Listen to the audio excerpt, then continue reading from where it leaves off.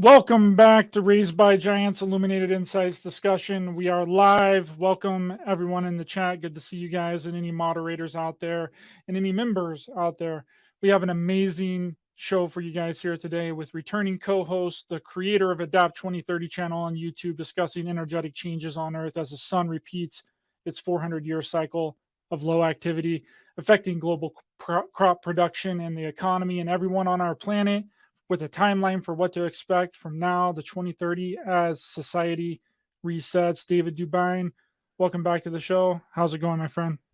A pleasure to be here. And it does seem there's upticks left, right, and center occurring across the planet, geopolitically, economically, and celestially, along with those energies that would accompany said changes in celestial mechanics and planetary orbits.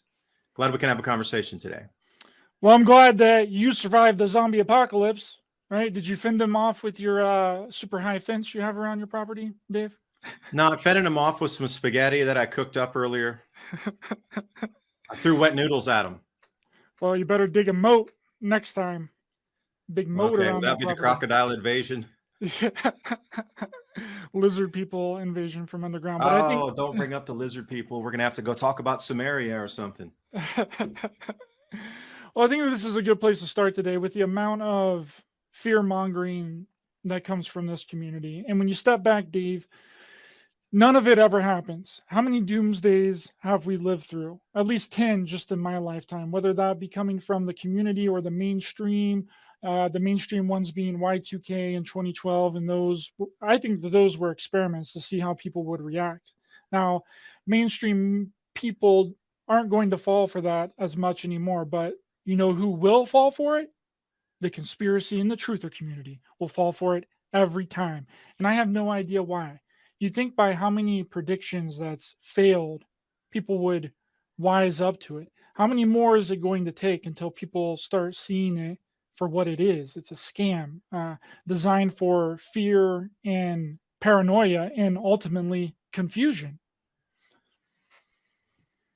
Yeah, but I would say one thing about the 2012, that the way you could read the Mayan codices, it was more of a change of human psyche and awareness and change of an age. And then just a mere 10 years later, we sit here with the awakening upon us, where you can clearly see it, where that genie needs to be put back in the bottle. And you can see why the World Economic Forum, the Mother Weffers, and a few others are trying their best to try to contain that awareness and that, sprouting of humanity's awareness of it. Otherwise, the whole doomsday thing at that time, that was just one interpretation of it. But when it was talking literally about moving into a new world, it's talking about what we're experiencing right now.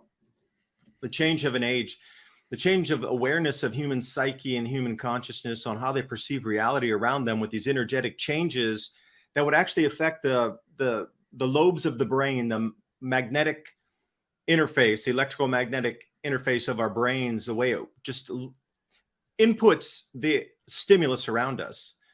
They've pretty much mapped it out into, all right, we're coming into another phase state change. So from that point forward, look for a lot of things to start changing in the way humanity perceives the world around it.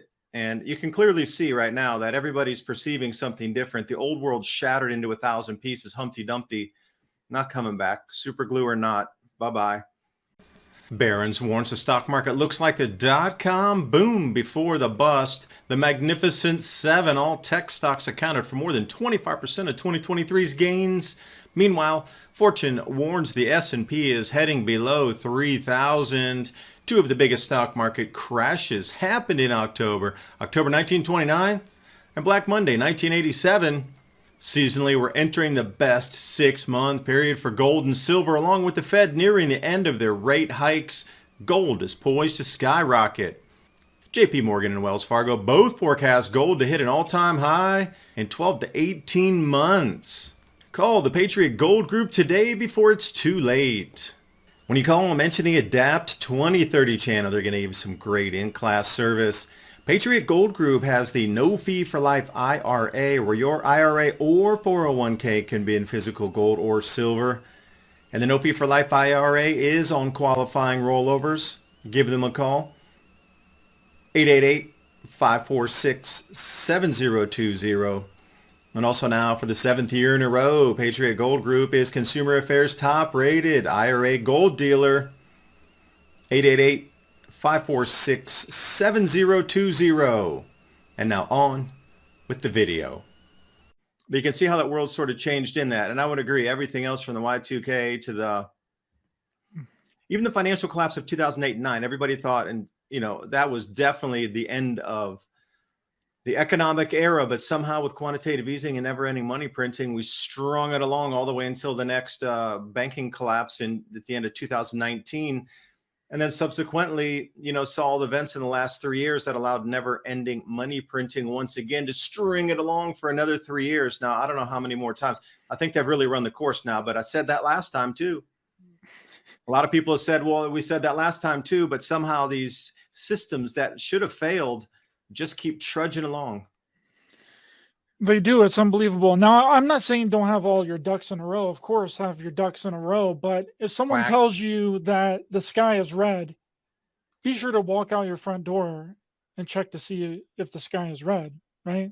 That's what I'm saying, And what I've discovered, Dave, is that the truther community and the conspiracy community is just as infiltrated as the mainstream media, right? They're just as bad as the ones that they claim are brainwashed and they claim have no idea what's going on. And the events with the zombie thing has just proved that, right? All this stuff is distractions, and there's always something going on, right, to keep you on the hook. Nuclear war is always on the precipice. Russia is always planning a cyber attack. It's always the same thing over and over again. And how long have we been talking about nuclear war? Ever since the U.S. dropped the bomb on Hiroshima and Nagasaki, right? When was that? I think that was at the end of World War II, right? In 1945. We've been talking about nuclear war. Yeah, 2 points to that. First, if you've been counting, there's been more than 2,000 nuclear explosions of tests, far larger, far greater in magnitude than anything Hiroshima or Nagasaki. Since the 1940s, more than 2,000 tests, some above ground, some below ground, some beneath the ocean surface. So in today's world, they could still scare you with that, but a limited nuclear strike in precision positions, limited, you could probably drop off 10 nukes in major cities, and it would really have very little effect on our planet. Now, the scare factor that they've built into the wakings of just everybody about nuclear this or nuclear that, the meltdowns from the power plants, the Hiroshima and Nagasaki. But if you look at it just from the numbers, 2,000 different experiments of varying magnitude, including the Tsar Bomba, which, talk about Russia. Dude, they were afraid that was going to crack the planet in half. But we're still here. And that order of magnitude through the 50s and 60s, all those massive, unbelievable tests above ground, everything. And we're still here. Now, I'll dovetail that into, I go to estate sales sometimes because I'm always looking for tools. And if anybody out there, it's a great place to find tools and things you might need, like old glassware and like just things from an era past that grandmas and grandpas have in their house. And once they passed away, they're selling all their stuff. So anyway, I went to this one, and it was a well-known prepper around this area. He was in the Army, and it was a radio communication guy, and he had all this kind of crazy radio gear and everything. But anyway, he passed away, and his house was up for sale, and they're having an estate sale there. So we went there. It was a well-known thing around anybody who's getting ready. This dude's got a million things in his house. You might want to go check it out. So we bought an old Geiger counter, and I wish I have it with me, but it's over at my friend Ryan's house over there. Anyway, when I bought it, I got it out of the box. It was pegged. Everything was pegged, completely pegged. We thought, and we tried to readjust the knobs down. Nothing would adjust. As soon as it would adjust, it would peg back up again. And then we started to look at when it was calibrated. It was calibrated in 1963. So the calibration at 0 point of 1963, like if you were from 1963 and used that same Geiger counter and we plopped you into today's world and it pegged like that, you'd probably have a heart attack out of fright of how high the radiation readings were. So the thing is, now we read more about it. You have to send it into the manufacturer, then they'll recalibrate it again to today's saturation of radiation across the planet in the atmosphere. So think about, put those two pieces of information together for a second. And then this nuclear war, I know it would be a terrible thing. There'd be a lot of death and a lot of destruction, and nobody wants that. But the fear associated with it, I think, is as many orders of magnitude above the true reality of it, of the contamination of it. Because you look at Hiroshima and Nagasaki, and people are living there. They moved in right away in the 1950s again after the bombs were dropped. I traveled through Japan, went to Osaka, went up that way, didn't go through Nagasaki or Hiroshima, but it was as if nothing had ever happened there. And that was just decades later. So this fear that they can build into the mind, you got to think about the ultimate weapon for fear to control a society. I mean, let's make a list here. Okay. Nuclear Armageddon, nuclear weapons. Now, Armageddon means hundreds, if not thousands of those nuclear missiles come flying across at the exact same time. That is truly a civilization ending scenario. But 10 getting blown off across different cities around the world to then push the politics or the economy or whatever to create a new system, a new world governance system, that is going to be very limited effect across the planet.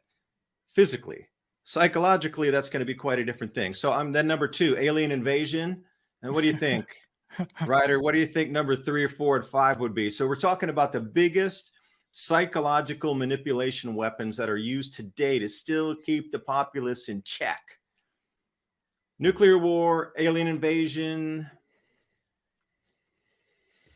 Those are the two biggest ones that I've seen, and I've commented several times that I believe that the whole alien and extraterrestrial hypothesis is a giant, huge psychological operation. That's what I think that it is, and they're just ramping it up hardcore right now. I mean, we just had the U.S. congressional hearing. I don't know if you heard the U.S. congressional hearing with Dave Grush talking about extraterrestrial bodies or non-biologic bodies that sometimes come along with crash retrieval craft. And he's just up there talking about stories. Everything, he admits it in that opening statements of that congressional hearing that his testimony is based on what other people have told him. So it's just stories. He has no proof. He has no evidence. And then you have the Mexican government rolling out fake alien bodies as a huge distraction. You know, that was proven fake back in 2018, made out of animal bones and human bones. And even that one mummy from Peru, Maria, that's in the Smithsonian, was concocted with a real elongated skull from Peru, and then mixed in with a altered and modified human animal carcass dug up from ancient Peruvian people. The Peruvian government has discounted that whole thing. They completely are like, Jaime Maussan is just, we don't have anything to do with him. He's a fraudster and a hoaxer, you know? So this whole extraterrestrial thing is, see, people think that it's a cover up for advanced technology, and I think that it is, military technology and free energy. But I actually have a video that I want to show you really quick, Dave, because this is a real free energy device. And I know that you've talked about this several times with magnetics and how magnets are used to create energy. This is a really, really big one here. And I'll put my fair use banner up. It doesn't have music, but here it is. This is a giant free energy device built on magnets. Have you ever seen one this big, Dave? Never seen one that big. And I have to go on the record and publicly state that I'm not manufacturing, nor will I manufacture electric or Vitic devices for the public arena to buy or sell on a commercial basis. I will not do that, and I am not doing that. But this is incredible. This is what free energy is. This is what it is right here. And well, it's just two magnets that are oscillating back and forth, and it's just a magnetic field getting the torque between those two and causing that rod to move in the middle there between. That's it. It's like when you were a kid with magnets on your desk that just moved back and forth. You know how you pushed them and the other one moved? They're doing the same thing, but very well done. I really like that design there. Yeah, and keep your finger out of the way though. Yeah, that's the patent for it there. But that's what free energy is. It's not a device. I mean, well, it is a device, but this one is using, magnets. We already have a lot of this technology that they're claiming that aliens have or extraterrestrials have. So I don't know. It's a giant, huge psychological operation, in my opinion. I would like to get your thoughts on it as well. Yeah, well, all those devices that you described are all driven on magnetics and the Earth's magnetic field. So you have to I'll put it in perspective for a second here. Since the early 1900s, just before the formation of the Federal Reserve, there was a choice to go with Nikola Tesla's energy systems across the planet or pull it back in with Westinghouse and charge by the meter and meter every single aspect of it, which included the introduction of massive mining to get the minerals, to create the copper cables, to put them across, and the steel to put the stanchions up there and thing. Now you have to realize everything that you're seeing with the green movement is all based on, we got to limit fossil fuel use. We have to limit all this, that, and the other that's coming from the ground, the mining, the extraction of fuels, the uses of fuels, the exhaust from the fuels. And I get it, but we never ever had to do that. So you have to be a world body of government and now come out and actually come clean with the world that, by the way, we manipulated you for the last 140 years, 130 years.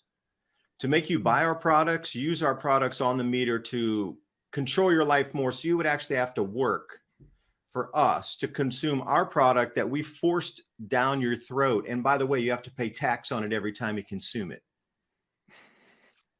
Now try to sell that to the public and say, well, you know what? Today we actually feel like giving you electromagnetic energies, or electrogravitics is the proper term for those of you that are searching, like electrogravity. It's called electrogravitics. And there's tons of patents. That was a great one that you had there, Ryder.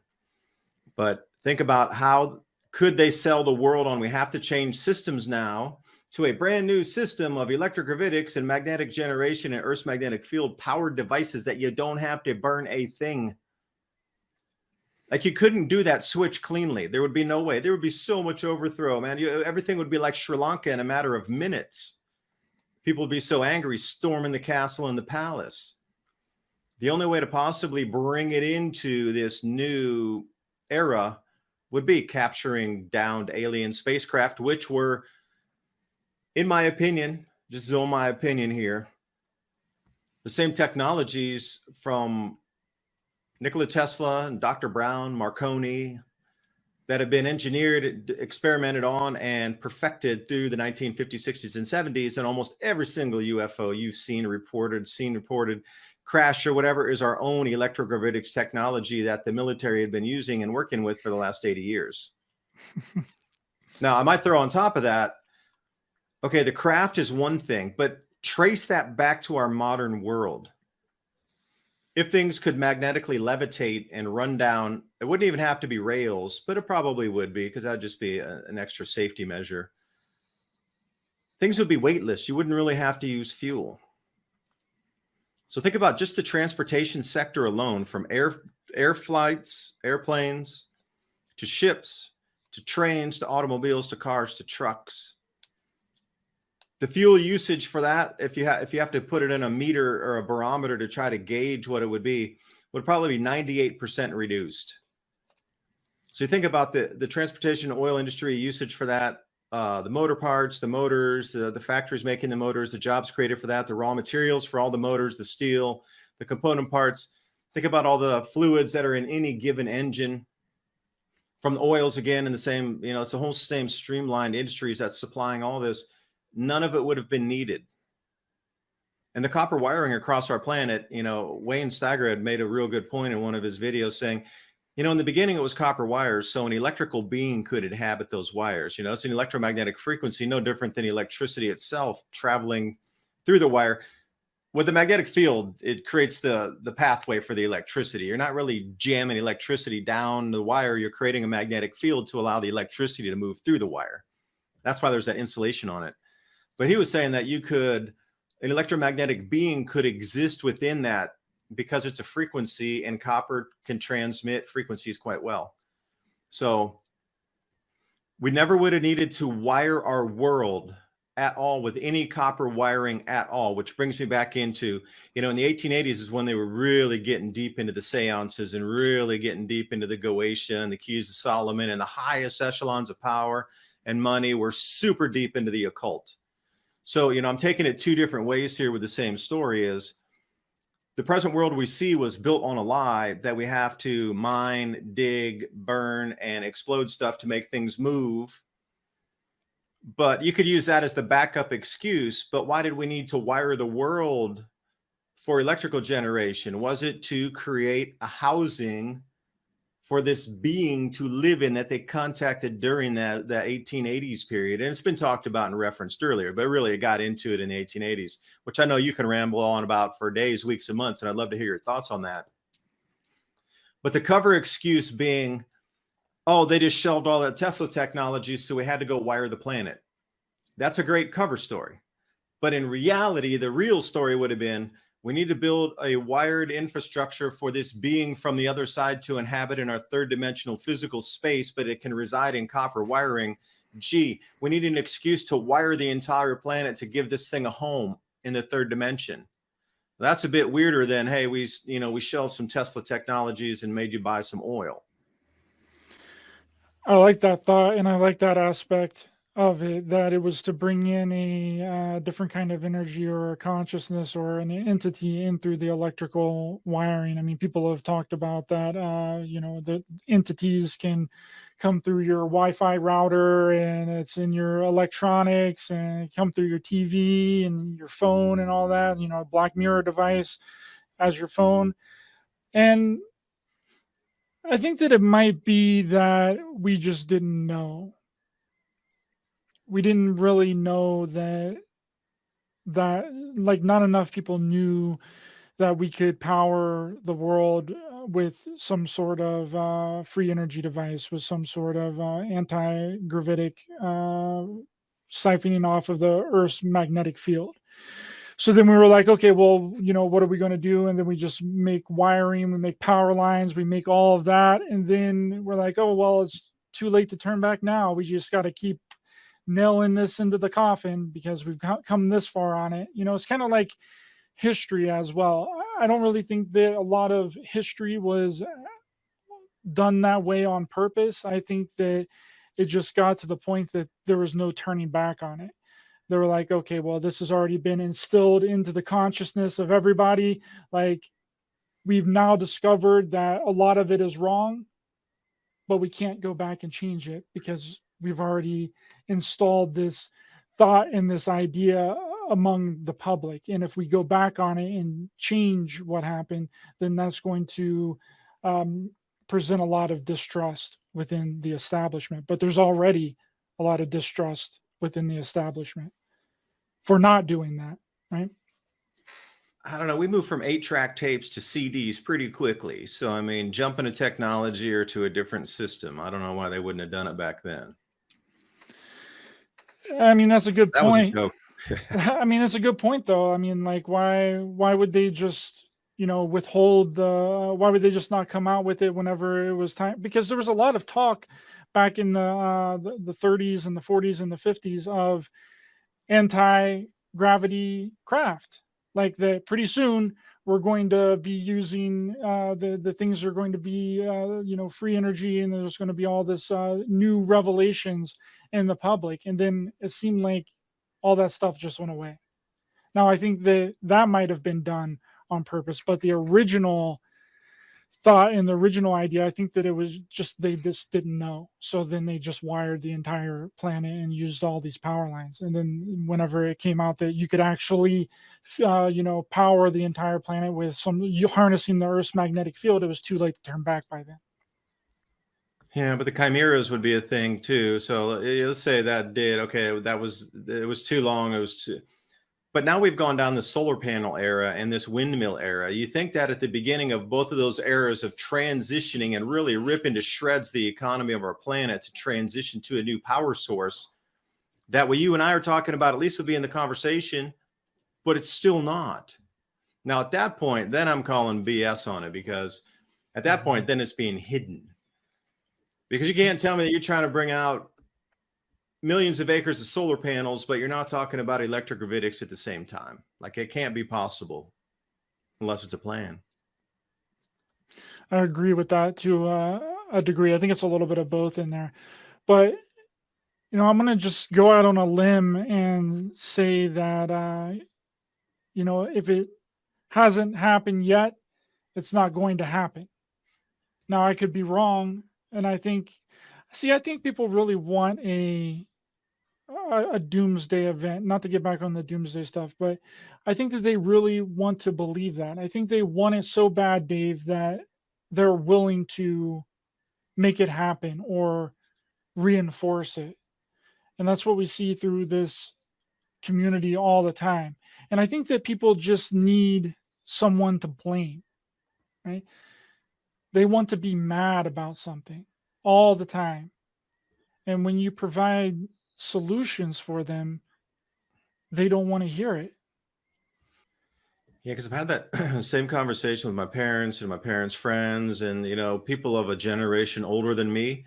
Because when I was growing up, I was like, why aren't you making a change? Why aren't you the guys leading the spearhead of the change? Why is it our generation and the one behind us that needs to make the change?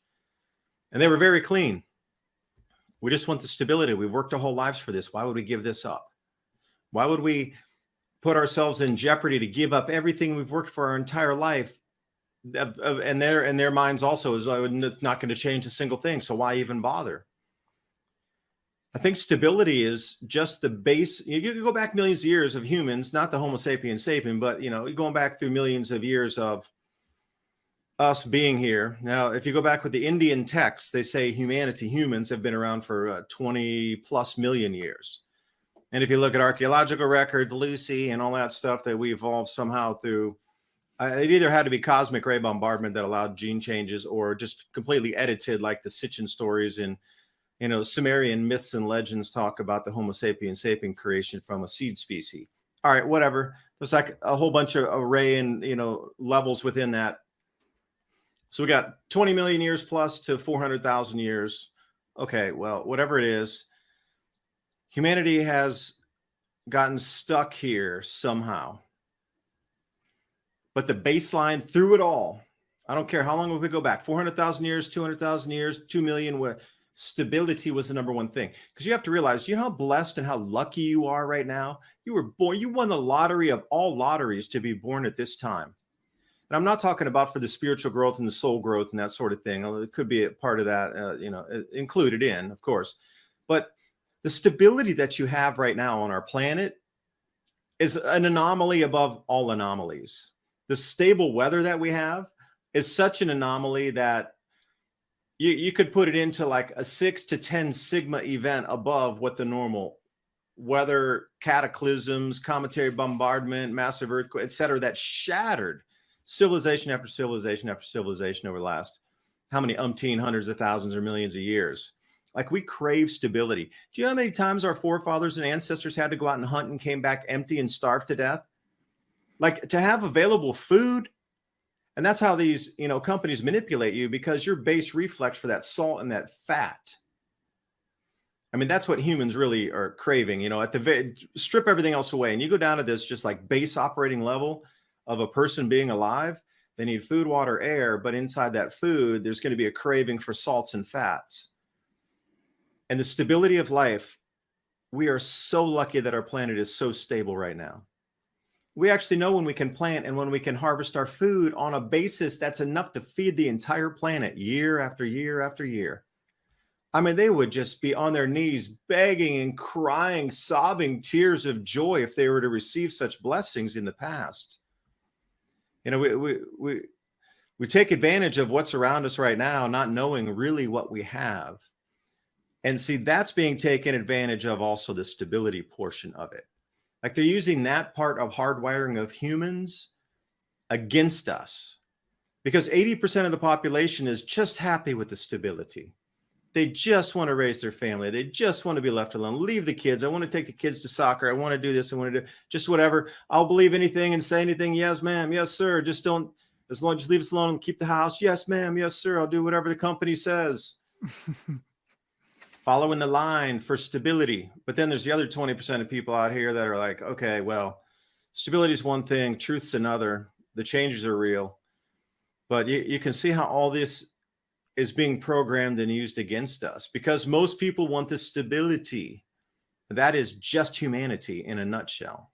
So again, then bring it forward, and then we got the 20% that's not content with that, that's looking for other answers or different definitions of life or why things are happening, that then provide different, avenues of information to flow out. And then that becomes what it becomes, as we've seen over the last several years or decades. Now, speaking of the weather, do you think that these 4 gas giants that are forming around the Earth is going to create some weather anomalies? I have the screenshot that you sent me the other day. Is that Yeah, I'd love to see it, to put that up, but I'd like your response also. Okay, so interestingly, that's today. If you're watching this right now, this is October 7th alignment here. Now, what I did is I changed it to the geocentric model here. Now, most times when you're looking at our solar system, you're looking at a heliocentric model where the sun's in the middle and all the planets are scooting around the sun. With this one, I reversed it and put the Earth at the center so you could see where the sun was and where all the planets were in relation to our Earth. Now, this is a very, very light version of what will occur in October of 2024.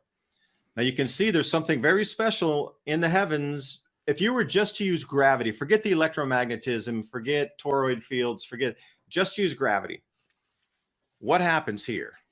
You got all those 4 gas giants in a certain quadrant right out there tugging, and the Earth right there with the sun getting tugged. You would expect far more earthquakes. So the window is open. This is my prediction here. The window is open now from the 7th through, say, the 16th to 17th of October for far larger quakes, like big ones that'll make the news, or big volcanic eruptions. But at the same time, if you were going to try to tweak and use energies and amplify events using HARP or whatever, things through your router or whatever, electromagnetically to amplify Earth changes or amplify human psychological changes, this is the time to do it. Yeah, this was really interesting and quite a coincidence when I reached out to you a couple of weeks ago and asked you to come on the 7th, and this is happening today.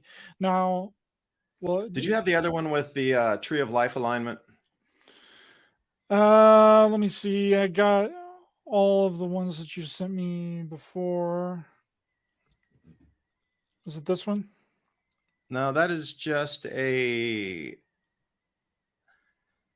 you're looking astrologically, and those of you who might take a look at where everything is lined up in that single quadrant, this is just an electromagnetic look, or it's an astrological look where astrology reflects the energies moving through that affect humans on different levels, compared to the astronomy where we sit is where we sit in the heavens. And it can explain where we sit in the actual physical location. That's astronomy. And then astrology would explain the energetic flows through that. And see, those of you out there, 250 years ago, approximately, astronomy and astrology were the same science. They were intertwined, and they had those 2 dualities within the same, because one could explain the other. But today, they've rifted the whole energetic part away and said, oh, that's woo-woo science. Okay, we know the planets, they're in their orbits. Kind of hard to fake that because they go this fast. And then you pretty much project out where they're going to be even weeks, months, years from now, because they're moving around at the same speed. And got this one here. Yeah, that's the block wall coming in 2024. You might go to those black ones there. You see the one with the V on it? Yeah, right there. Click on that one. I'm going to send you now, when you respond to my comment here, I'm going to send you through Skype the Tree of Life alignment next to the Kabbalah with that alignment right there, and you'll see it as quickly as I see it. Is this Those one, 4 gas giants are going to line up in the outer solar system, and it's going to create some sort of funneling of electromagnetism through that point, where generally, if the planets are spread out across the orbits and you get some over here, some over there, some behind, some in front, some on the quarters out there, that more of electromagnetism is sort of more, I wouldn't say thinly split, but the potentiality, it's pulling in different directions because of the bodies out there. But when we get this lineup, it's sort of like 2 parallel, creating a chute. You ever watch bobsledding? Yeah, right. That's the previous slide. Earth swings around in front of the sun where the V connects. That's where the Earth will be in April of 2025. But you'll have to notice in context, gravitationally, where all the gas giants are behind us and the sun behind us. So everything's going to get pulled into the Earth April of 2025 beginning. So whatever's out there, and I'm not saying there is, or maybe there's not a planet ending asteroid out there. I'm just saying whatever space debris it is, and there is some at all times, so don't delude yourself that there's none. We're going to get rocked by a bunch of space rocks that normally would not be anywhere in our vicinity. They're just getting everything in the whole entire solar system is pulling it through us, through the face of the Earth, then to the sun, and then to Jupiter, Saturn, Uranus, Neptune, all in that exact line. So whatever's getting directly pulled in, that'd be like having a line of magnets. Now, what do you think the potentiality if you're going to increase magnetism when you stack 7 or 8 much larger magnets and just see what pulls into something the size of a pea in front of it? You know, you're going to get some huge above the normal inflows, because I could imagine our magnetosphere would also be affected. So it would be weaker, smaller, thinner, because we would be coming into solar minimum at that point anyway, just on the irregular 11-year cycle. Forget the 400-year cycle, forget the 2,000-year cycle. As we are approaching into that time era of 2025, another year and a half or so from now, we will definitely be way down the scales, heading toward the regular solar minimum. And every time that happens, galactic cosmic rays increase, our magnetospheres weaken, and we get more shooting stars. That's a given on any 11-year minimum. But this one's exceptional with that lineup with the sun behind us and all the gas giants behind us. Weaken magnetosphere, and the amount of space debris that could penetrate further deeper into the atmosphere and get to the ground is going to be exponentially higher than any time in the last, 400 years. Now, I've heard you say before, Dave, that you think that this event is going to make some sort of cosmic change, or not cosmic change, but a consciousness change, that it might affect our consciousness or affect our mind as we go through this. And we may see things that we may have never seen before in the sky. What do you think is there anything else? I just mentioned the weather, and you just mentioned shooting stars and earthquakes and volcanoes. Is there anything else that it could possibly affect, in your opinion, of course, and pure speculation, because we don't really know what's going to happen? We don't right? know. So people who say you're wrong, how could you be wrong before the event? I love how people are so judgmental. I get messages all the time. You're wrong. It's never going to happen. Okay. I'll be judged wrong after it doesn't happen. And this is in no way, when we started talking about the show, one of these cataclysms that's going to reset society. It's just a part of the movement through. And I could say one other thing. Yeah, the human resonance, the field around the brain is going to be affected electromagnetically. And Ryder, I sent you that picture right there. Can you please go to Skype and grab that one and pull it in? Because it's a tree of life set next to that solar alignment, or that alignment that we'll see in 2024. I'm terming it the tree of life alignment. Now, you're looking for signs in the heavens, signs in the skies. And just as the wise men were looking, and that, star held for months in its position bright enough where they could follow it. It was a very long duration event, and a very long duration sign is a better way to say it. So if you're looking for signs in the heavens, this event here leading up to October 23rd of 2024, it's visible enough now, but as we get through it's going to be very visible 6 months prior and 6 months after. So if you're looking for a long duration event in the skies, that's it. And the human resonance field, the way that humanity's brains are going to be affected by this, and the elite using technologies on the planetary level to amplify outcomes of what would have been natural outcomes anyway, but they're going to take it to the uber. So imagine if you could, I could ping my glass, and that's as much as it vibrates if I click it and hit it with my finger. But now if I have an oscillator here, I can tune that in fast enough between that 1 or 2 seconds, and then crank the sound and slowly change the waves and get that glass to shatter. The first part was natural. The second part was man-made. You get a greater outcome by riding on top of the natural cycle. And I think we're going to see a lot of this happening. And I think a lot of distraction we're seeing right now is truly because these elite that use the sun as their timeline understand that whatever happens during this magnetic field, if there's no earth changes, great. But there will be some change in the way humanity perceives reality. And it very well might be that they just look through and they actually see the lizard people, or they look through and they actually see like dark auras around people, and they can clearly see the dark from the light, like in real time right in front of them.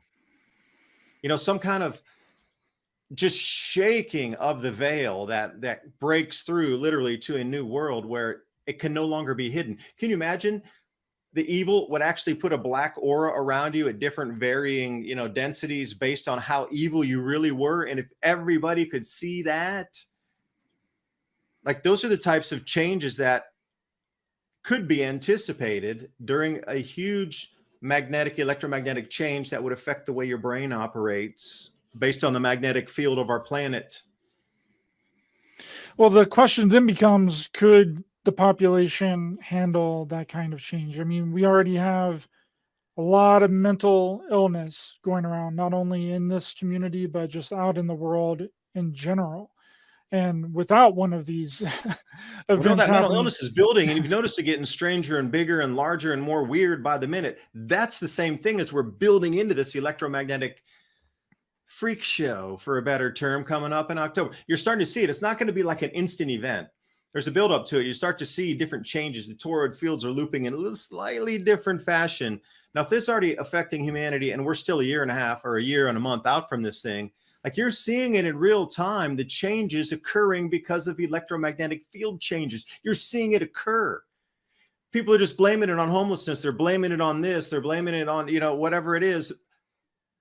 But it's already in play. That's the whole thing. Now you need to distract from it. Give excuses why it's happening so rapidly. Give excuses why everybody's noticing it. You know, before, only once, you know, a few people might notice that out of the whole working society. A few people would notice that there was something really out of kilter over there. But generally, everybody just went along. It was kind of like day-to-day workings. Things seemed to be in check. Social contract was working. Government agreed to do this. They did it. But right now, you can see in real time, there's not one person on this planet that can't see something completely disrupted out of normal in the way that society functions, and more so, the people inside the society functioning and behaving differently. That's from electromagnetic field changes. and social conditioning and social engineering. You know, like, it's really weird. Yeah, I forgot that important part too. Thanks for bringing it to my attention. It's really weird when you go out now, Dave. Like, you just go out and you walk around in public, and no one's smiling anymore. I Right? know. No The one joy of looks life up is at gone you. No for one many. looks up at you. No one smiles at you. No one even really says hello and how are you doing? It's really strange. And I think that it's created this kind of this hermit mentality. Like, let's just stay home. Let's not go out, right? We can just get everything delivered to our house, right? We can just get our food delivered to our house. We can just get our groceries delivered to our house. We don't need to Until go you to can't. we don't need to And go to the movie theater anymore. We got HBO Max, and we can just watch all of the movies in our house in the comfort of our own home. And I think that that's what people are missing. They're missing that camaraderie between people and that energy exchange of people, and your toroidal field as a human being interacting with other people's toroidal fields and connecting. We've shut ourselves off. We've shut ourselves down, and it's really unbelievable. I was just noticing this yesterday. I was walking around downtown. I'm like, no one's smiling. They look like they hate their lives. They look like they don't want to be here. You know, they're just, it's like a robot cybernetic world already, without people even being augmented with artificial intelligence or some sort of cybernetic augmentation. We're already robots. It's already here. It's unbelievable. yeah, like a whole bevy of thoughts came when you said that social conditioning. You know, perhaps, you know, if we've gone through this cycle many a time before, that you would understand that perhaps one of the changes in the resonance field of the human brain and the way it processes information would to make you more susceptible to that same social conditioning. Because I'm wondering, you know, just as a mind experiment, if they would have done the same social conditioning and tried to implement these same exact things in, say, 2015, could they have gotten away with it? I mean, why has it been waited until these perfect dates and, the Pluto return and the Jupiter Saturn conjunction and these types of things, the changing of the great mutation in the signs, like that all occurred 2020. Those are major civilization energy flips and changes and flow, absolute phase state change at that point. Astrologically, looking at that, those are gigantic events. They happen once every 400, 800, 2,000 years in themselves as an energetic change to mark a new age. Now, the Mayans were pretty close to it, 2012. But then you come in all these, things that I mentioned in 2020. There was 3 different that occurred at the same time. So perhaps the elite knew they could only get away with this sort of social conditioning and morphing of the planet after the magnetic field started to change and get into this, what I call that tree of life alignment. Now, can you go back to that one more time, please? The slide. I want everybody to take a very close look at this thing here. And, that during the COVID time too, we had to stand 6 feet apart. Well, your magnetic field, which you're talking about, that toroid field off your body, is about 3 feet. So if you're 6 feet apart, you're not going to really interloop with anybody else's magnetic field. There's a human interconnection, and we're psychic whether you know it or not. So to keep people apart during these magnetic field changes is also a strange thing to do, but how did they do it? So just everybody can feel like there's a buzz in it, there's something going on. So, the Kabbalah, like the tree of life is on the left side. And what we see with the planets and Jupiter, Saturn, Uranus, and Neptune are that top part of, with Eris, the top part of that tree of life. And even if you look where Venus would be, and where the sun is and where the earth is, how many of those are in the same position that they would be? Now, for me, that's the mark of the beginning of the cycle. If you look at this tree of life alignment here, and you start to plug in the planets where they are, there's only 2 that aren't in the right place. So if you're going to go as above, so below, if this marks the beginning of the cycle, then you're going to have the termination of the cycle that completes with the same planetary alignments that would fill in those other 3, that are not covered at the moment, but would also go up the center spine, something like this. That would be the phallic symbol of the tree of life. Mm-hmm. And you're going to have to look for that in the planets again. Now, I found something similar to it coming up in 2032 and also in 2034, something similar. But, again, I just have found the beginning of the cycle, in my opinion. And, if you just look at a random chance, if you look at statistics, I mean, this tree of life has been encoded into our civilization for thousands of years, at the bedrock of a center of religions around the planet. And then suddenly we get this alignment in the sky that's nearly the same. At the same time, we're in this complete morph and destruction and reemergence and phoenix out of the ashes from our previous civilization, which we used to live in, that you can see is no longer here. It's not coming back. That civilization we're in the middle of something brand new, evolving into a new civilization right this second. Now, you cannot tell me with a straight face that planets that only line up like that generally once every 400 years, but the configuration with the perfection of the square, that was seen in 79 AD last time. The only difference being that Neptune was leading Uranus. Those same 2 planets were in the exact same spot, but just one was flipped with the other. Now, if you really want to take it planet for planet, alignment for alignment, degree of arc for degree of arc through the heavens, that is as close as you can get to that 79 AD was the last time that this occurred. And being so center and so plugged into the Kabbalah there in the mystic schools, or the tree of life, for those of you that just know it as the tree of life.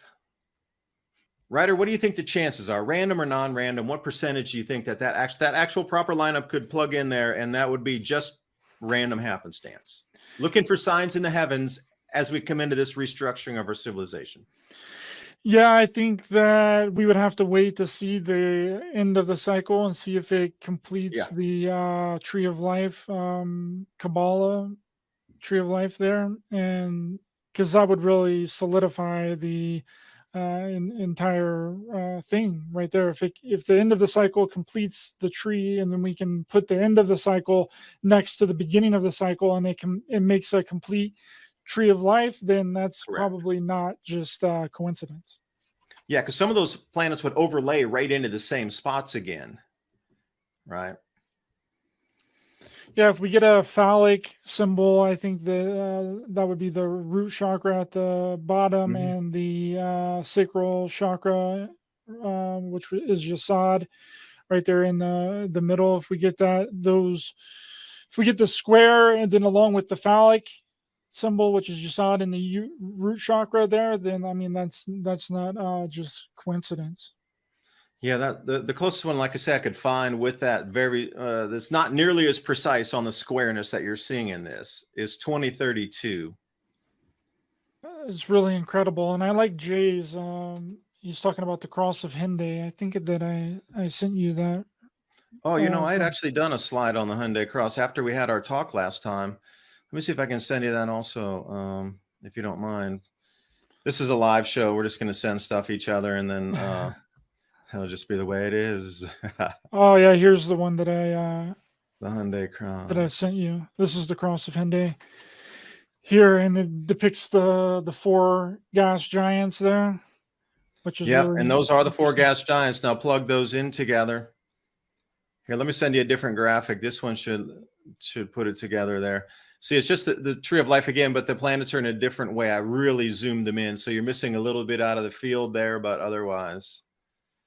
So now it's twice referenced, here. So something significant with this lineup that was meant to be significant, and those clues left for us in history, so we would be finally smart enough to figure it out again, because they probably figured you go through a collapse phase, technology would be gone for 1,500 years or 1,000 years, whatever. And then eventually it would come back out again where people could understand your astronomy, because you got to figure how far we are now in understanding just like where the planets are around in the heavens. You could eventually anticipate a collapse of that. Hardly anybody would know how to use a sextant, and hardly anybody would know how to read the stars for navigation. I mean, just a fraction of a fraction of a fraction of 1% of people.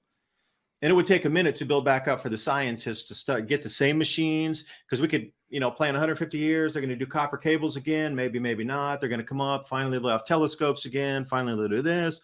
And, we could anticipate that a breakdown in society, like a serious cataclysm kind, would take another 1,000 years to build back up the tech. But you would leave messages so when they got to that point again, they could decode it.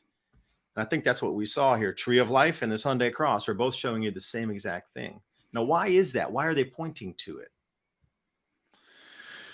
Yeah, I think Jay believes that it's a coming natural disaster, and I think that's why he brought it up with in that conversation on the 200th episode special that we did a couple of months back.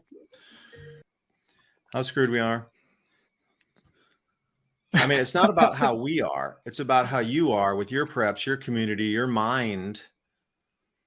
Generally, as a global thing, what I've noticed a couple things studying history. First thing, that's the most important thing. It never happens everywhere on the planet at the exact same time. At least in the last, say, 1,000 years, aside from a major volcanic eruption like 535 AD, 536 AD, that was quoted the worst time to be alive. There was so much sulfuric acid in the air, or sulfur dioxide in the air, that when people were breathing, they had this thing called like acid lung, where people actually formed sulfuric acid in their esophagus and their lungs. And so many people perished from that. And it was a culmination of 3 very large VEI8s going on at the same time. But that's beyond the human control. I'm talking in the human domain with politics and war and economy and that sort of thing. Natural phenomenon and forces, they're outside our control. I'll just be in on this. It's never happened everywhere on the same time and all over the planet at the same time. There always seems to be 1 or 2 places that are spared. Like the easiest example is look at the United States in World War I and II. It never got over here, never got to Canada, never got to South America. It was just there. A little bit of Africa, and it was just, the rest of the world was pretty much left alone. And you go through these different periods of history. Now, the Roman era, I mean, they conquered a lot of the known world of what they had, but still that wasn't everywhere, because there was China down the Silk Road that they knew about, but they never got there. So you look at upheavals through history, And it's never everywhere at once. That's the first thing to consider. And you can always find a place that is outside the chaos. And again, how prepared are you? But then how prepared are you around in a community?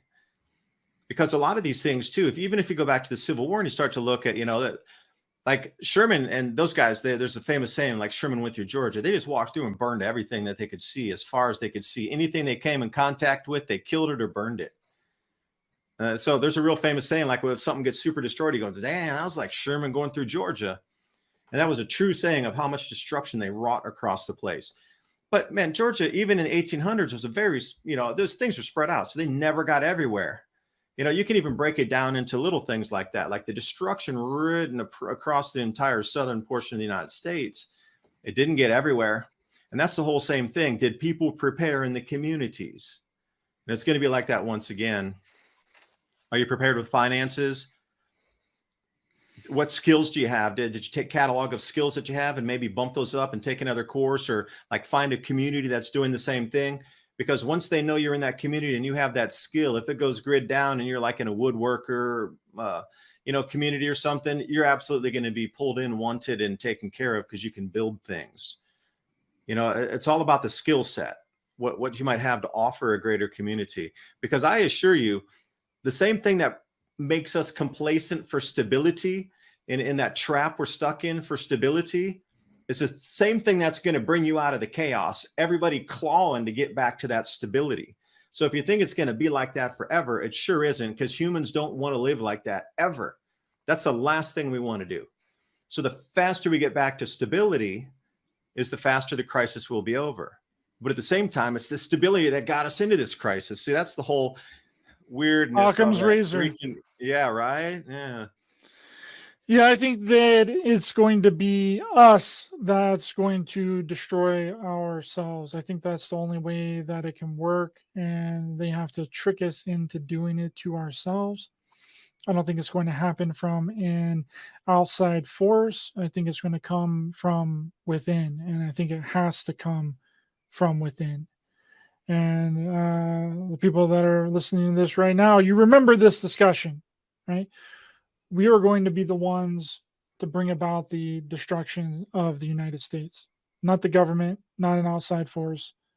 It's going to be us doing it to ourselves. And for a parting question, Ryder, where do you think we're going yourself? You ask me some questions, but you seem to have a pretty good grip on reality and these different dots that are out here connecting into a wider tapestry. Speaking of the Vatican, do you think you're able to give your tapestry here of how you see things moving? That's a personal question from me to you. All right, we talked so far. You see where my mind sits right now, but of all that information we just shared, where do you see it going next? I really don't know, Dave. I have no idea. All of the predictions that have come out thus far have all been wrong. I don't think anybody knows exactly what's going to happen. They just have a weird feeling in their stomach, weird jitters. There's something in the air, and people have, claimed to, get a weird feeling when things are about to happen. But so far, a lot of people have been wrong, and that spans back all the way to these UFO doomsday cults. I have a whole series on my channel. I did 10 episodes so far on UFO cults that have done nothing but make disastrous predictions, extraterrestrial landing predictions, and they've all been wrong. Every one of them have been wrong. So I really don't have no idea what's going to happen. I really don't. And I think that anybody that says for a fact that they do know what's going to happen, they're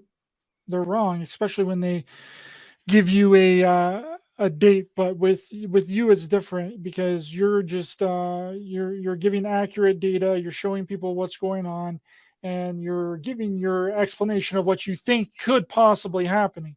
You're not saying that it's for a fact that we're going to see weird things, for a fact that all this stuff is happening. But a lot of people make those kinds of predictions, and every time they end up being wrong. And the new thing to do, Dave, is going to be to put the predictions so far in the future that by the time it comes around, it's no longer going to matter. the person that made the prediction is no longer going to be here. The people have forgotten about it. People no longer care about it. You know, we've seen several people do this now, 2035, that's going to happen. Rael from the Raelian cult, that's still a cult, says that the Elohim extraterrestrials are going to land in 2035, and he had to build an embassy for them to land. And the only way that they were going to land is if him and his cult followers made a landing pad for him. Well, he's like 85 years old. He's going to be dying any time now. So by the time 2035 rolls around, he's going to be dead. His followers are no longer going to care, and he's not going to have any repercussions for making that prediction and getting the prediction wrong. I think that the only way that we can do is like speak in generalities, and I'm completely okay with theorizing and making hypothetical situations in philosophy and theology, because I think that those things are really important. But when it comes down to predicting certain events, no one has ever been right. Anyone that's ever made a prediction to a degree of an exact date has always been wrong. So I steer clear of people making predictions for a specific date and making facts for the predictions, because I believe that we have free will and we can change things as they come. So that's my stance on it, and that's my thoughts on it. But yeah, thanks for coming on, Dave. Really appreciate your time this evening, and thanks everyone in the chat. Really appreciate you guys being here, and please be sure to hit the thumbs up button to help the channel and the algorithm. Share, subscribe, hit the